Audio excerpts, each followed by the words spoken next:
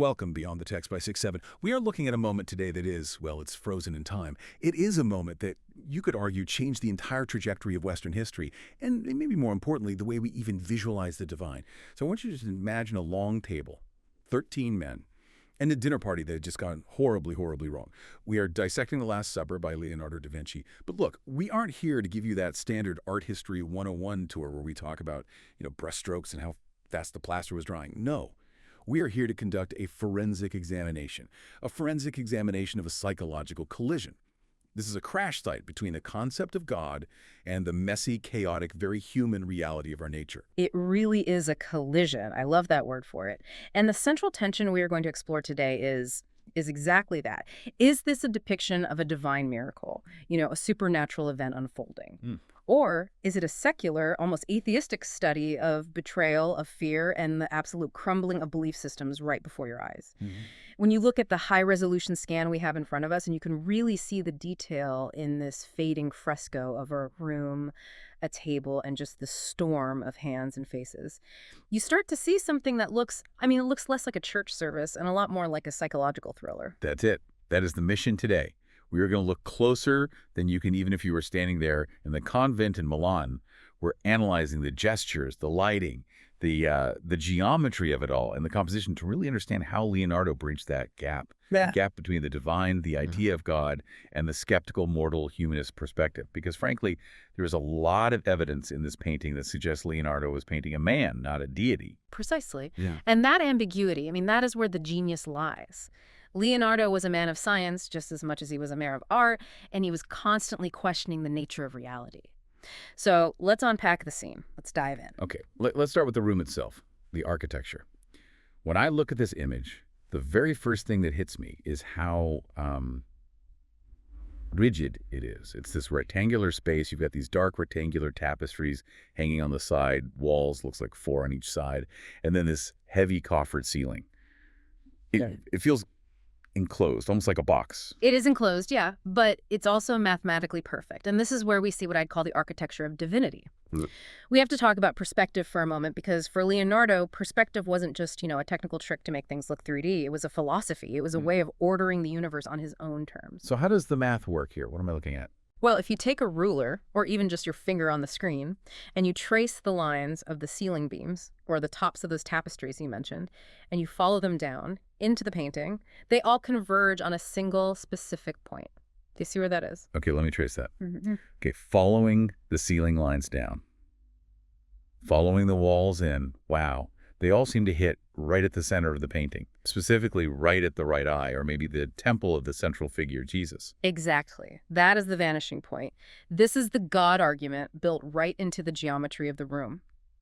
Leonardo has constructed a universe where the laws of physics and perspective literally force the viewer, they force you to look at the divine center. The entire room, the entire world of this painting is ordered around this one figure. It's a visual metaphor for a God-centric universe. Everything leads to him. The architecture serves the deity. So no matter where my eye wanders, to the food on the table, to the feet underneath, to the windows in the back, the geometry just snaps you back to Jesus. It's like a gravitational pull. You literally cannot escape him. It is inescapable, but, and this is a huge but, this is the secular counterpoint. This is the argument for the atheist or the humanist perspective. Look at the room again. Is this heaven? Is it a temple? Is it the golden city from a hymn? No. Not at all. It looks like a dining hall. It's stark. It's simple. It actually looks a lot like the room the painting was painted in, right? The refectory of the convent. It's remarkably secular. And through those 3 windows at the back, behind Jesus, we don't see angels. We don't see clouds of glory or the pearly gates. We see a landscape. We see earthly hills, a bit of blue sky, maybe a path winding through it. It grounds the entire event in a physical, tangible reality. This isn't taking place in some spiritual dimension. It's taking place on Earth, in a room during dinner. And that tension between the mathematical divinity of the perspective and the earthly setting of the room, that is the first big clue that Leonardo is playing with our expectations. It's almost like he's saying, yes, the math creates a God, but the reality creates a man. That is the perfect way to frame it, the perfect way. And speaking of that man, let's talk about the central figure himself, Jesus. In the middle of all this chaos, and trust me, we will get to the chaos of the disciples in a minute, he is incredibly still. He is the anchor. He's the eye of the storm. Visually, he forms a perfect equilateral triangle. His head is the apex, and his arms widen out to form the base. It's so stable. In Renaissance art, the triangle is the most stable shape. It's Geometry 101. It represents balance, divinity, and of course the Trinity. While everyone else is leaning, twisting, shouting, reacting, he is geometrically locked in place. He is the unmoved mover. But look at his hands. I zoomed in on the high-res image, and his hands tell two completely different stories. His left hand, the one on our right side, is palm up. It's open. It's almost receptive. That is the gesture of acceptance. It's, I accept this fate. I accept this betrayal. It's passive. It's what you might call the priestly hand, offering the sacrifice. But then the other hand, his right hand, is palm down. It looks active. It's Yeah. clawed slightly. It's reaching for something on the table. It's reaching toward the dish. This is the narrative moment. This is when he says, "He that dippeth his hand with me in the dish, the same shall betray me." So you have one hand acting out the human betrayal, engaging with the traitor in a physical act, and one hand accepting the divine will. But here is the crucial point. The absolute key for our God versus atheism focus. What is missing from this figure? What do you not see? I'm looking. I mean, he's wearing the blue and red robes, which is standard iconography for him. Wait, there's no halo. There is no halo. There are no golden discs floating above anyone's head, not even Jesus. That is actually shocking when you think about the time period. This is the late 1400s. Religious art always had halos. It was how you knew who the holy people were. It was the ID badge of the divine. Exactly. By removing the supernatural glow, Leonardo makes a massive, radical philosophical statement. This is a humanization of the divine. He forces us to ask, is this God? Or is this just a man, a charismatic leader, accepting his own death? It invites a skeptical, or at least a very humanist, reading of the whole scene. It really strips away the magic, doesn't it? It grounds it even more. It does, completely. If there is divinity here, Leonardo is suggesting it comes from his character, from his composure, from his psychological strength, not from magic circles of light. It suggests that divinity might be an internal state, not an external decoration you wear. And that changes the whole vibe. I mean, if you take away the halo, you're left with a guy who knows his friends are about to turn on him. It becomes a story about leadership and isolation, not just a Bible story. It becomes a tragedy, a human tragedy. And that isolation is emphasized by what is happening all around him. So let's move to the waves of human reaction. Because if the center is the divine silence, the sides are the human chaos. I love that description because it really does look like a wave, like a ripple in a pond. Think of it like a sonic boom. Jesus has just dropped the words, "One of you will betray me." That sound, that information, is traveling outward from the center. Okay, let's start on the far left. The first group of three, Bartholomew, James Minor, and Andrew. They look just startled, completely caught off guard. They represent the first ripple of the shockwave reaching the edges of the table. They are all in motion. They're standing or rising. Bartholomew, on the far, far end, he literally has his hands planted on the table and his feet are crossed underneath.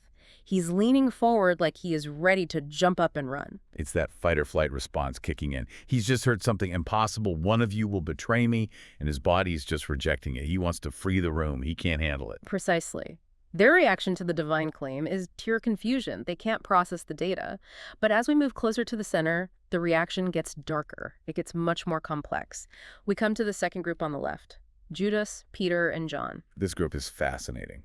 It's so dense. You have three heads almost touching, all crammed together. Let's break them down because this is where the drama really is. This is the engine of the story. This is the shadow of betrayal. So let's start with Judas.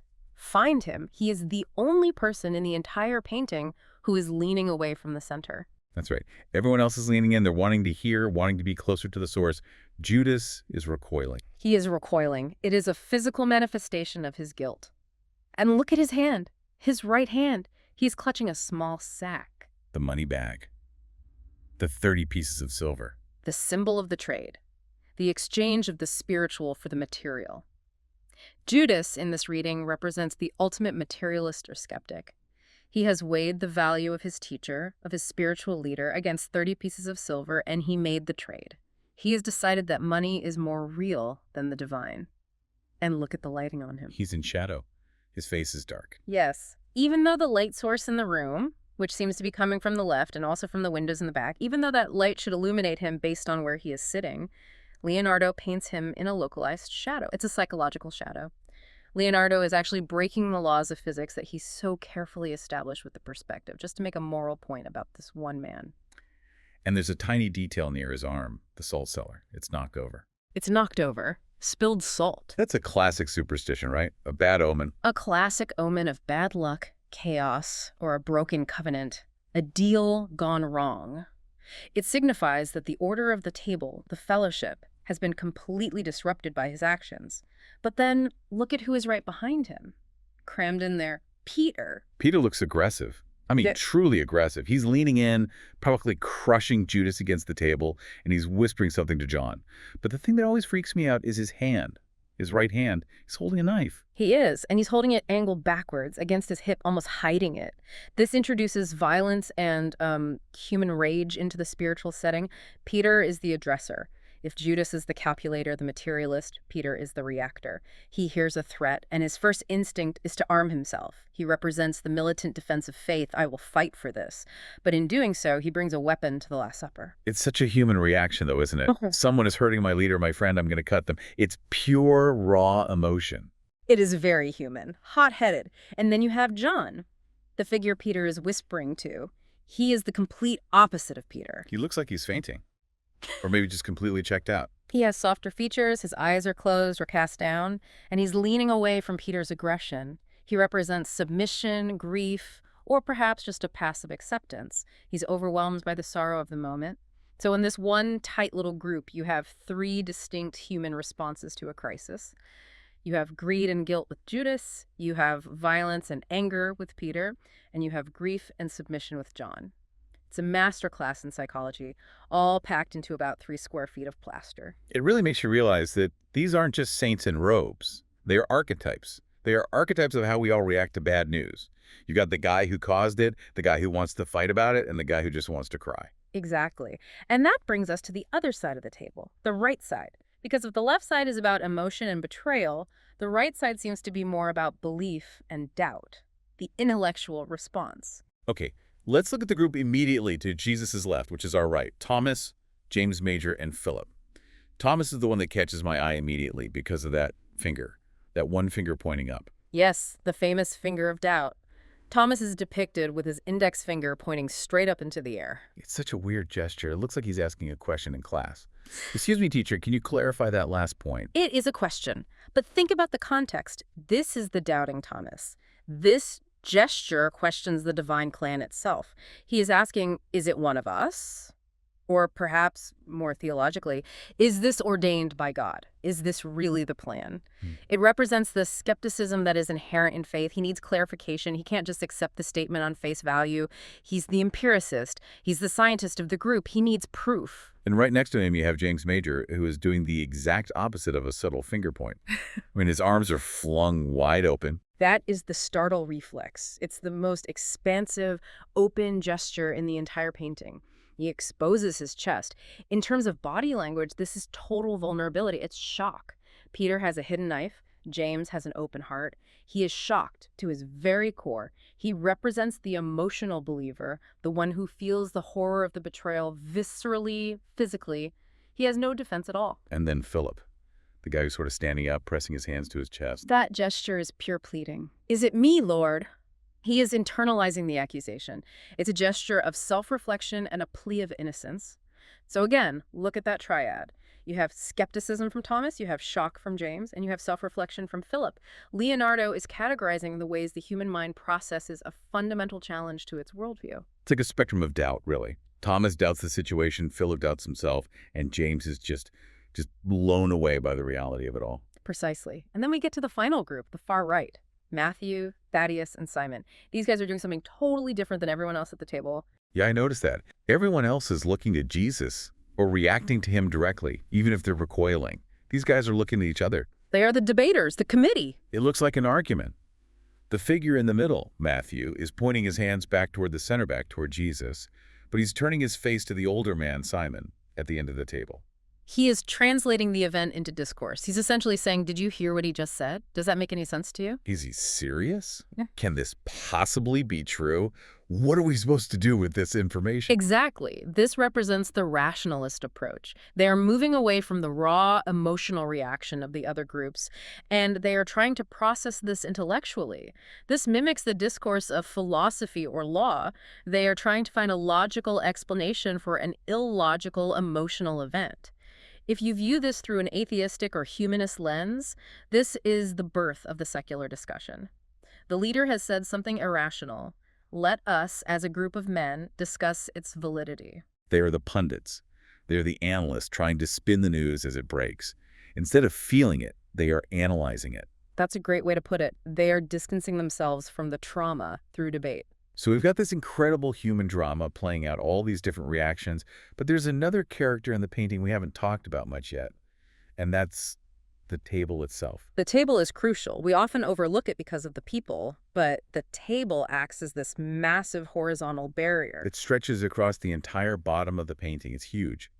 It takes up, what, a third of the image? At least. It is the material world made manifest. Look at the cloth. In the high-res image, you can actually see the specific blue embroidery patterns on the ends, and you can see the creases in the tablecloth where it was unfolded. Oh, wow. Yeah, the fold lines are still there. It hasn't been ironed perfectly flat. That's such a domestic, real-world detail. Why include that? It anchors the scene in domestic reality. It says, this is a real dinner. It's not a heavenly banquet on a cloud. It's a tablecloth that someone took out of a linen closet. And look at the meal itself. We see loaves of bread scattered about, glasses of wine, plates. There's been a ton of debate about the food. Is it fish? Is it eel? But the point is, it's messy, it's half-eaten, it's chaotic. Right. It's not a sanitized Holy Communion wafer situation. It's dinner. It's crumbs and spilled wine and half-empty plates. Right. And this table, this material world, acts as a barrier between us, the viewer, and the divine subject. We are invited to watch, but we are not invited to sit. We are on the other side of the material world looking in, and if you look under the table... I can see feet. You can see their feet. You see feet. You see the wooden trestles holding the table up. Again, this grounds the human aspect over the mythological. These men have feet. They are standing on a floor. They are eating eel and bread from plates. Leonardo is practically shouting at us that this is a physical event happening to physical bodies in a physical room. It really reinforces that idea that if this is a divine moment, it's happening right in the middle of the most mundane stuff possible. Unfolded tablecloths and dirty dishes. It's almost like the atheist argument again. There's nothing magical happening here, just dinner and betrayal. Or it's the argument that the divine, if it exists, enters into the mundane. That's where you find it.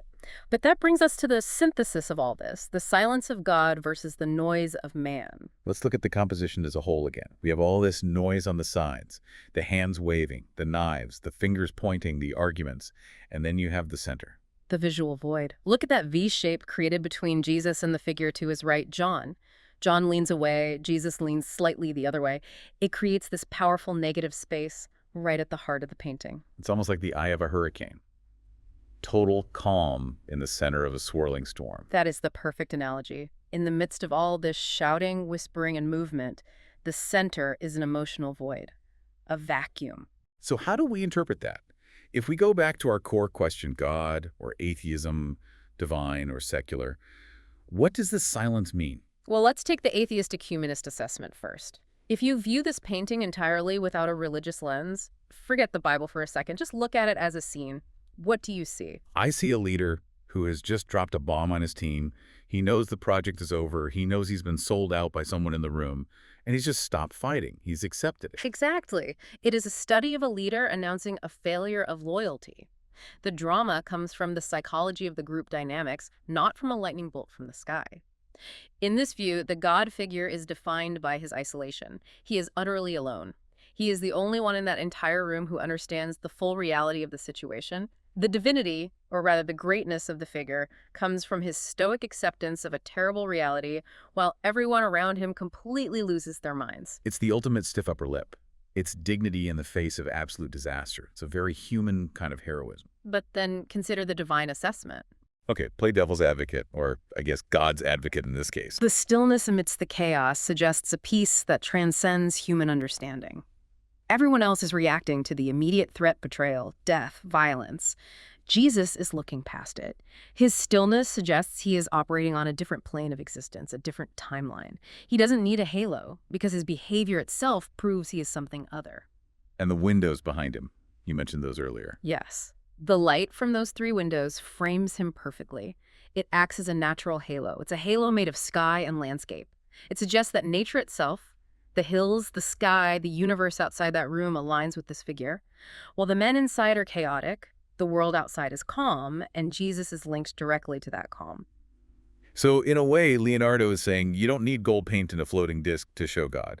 You just need perfect, unnatural calm in the face of chaos. Or perhaps that the capacity to remain calm when the entire world is burning down around you is the closest we mere mortals ever get to being godlike. That is a powerful thought. A very powerful thought. It's the ultimate Rorschach test, this painting. Do you see a God bidding farewell to his followers? Or do you see a man realizing he is completely and utterly alone in a room full of people he thought he knew? It's amazing how much you can pull from a single image when you stop looking at it as an icon on a wall and start looking at it as a scene, a moment. We've gone from the rigid architecture that forces us to look at the center to the chaotic waves of hand gestures, the shock, the greed of Judas, the aggression of Peter, the doubt of Thomas. We've looked at the table that separates us from them, that material barrier, and finally that silence right in the middle of the storm. It creates a narrative that works for the believer and the skeptic alike. For the believer, it's the sacred moment the sacrament is instituted.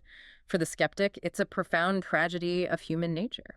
And that's probably why it's still the most famous painting in the world, aside from maybe the Mona Lisa, which he also painted.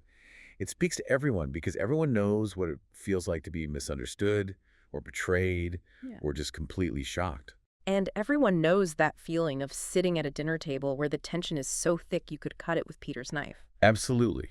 100%. Just remember, the next time you see this image, whether it's on a coffee mug, a t-shirt, or if you're lucky enough to see it in person in a museum, look at the hands, look at the lack of halos, and ask yourself, what is Leonardo really telling us about the difference between a man and a god? And here is a final provocative thought for you to take with you. We talked about Jesus being the calm center of the storm. But ask yourself this, is the divine actually just the ability to remain calm when the rest of the world is panicking? Is God just the ultimate version of emotional control? Or is there something truly supernatural in that silence? When you strip away the title and the church setting, do you see a God, or do you just see the loneliest man in history? That's the question. Thank you for listening. This has been a deep dive into the silence and the chaos of the Last Supper. We'll see you next time.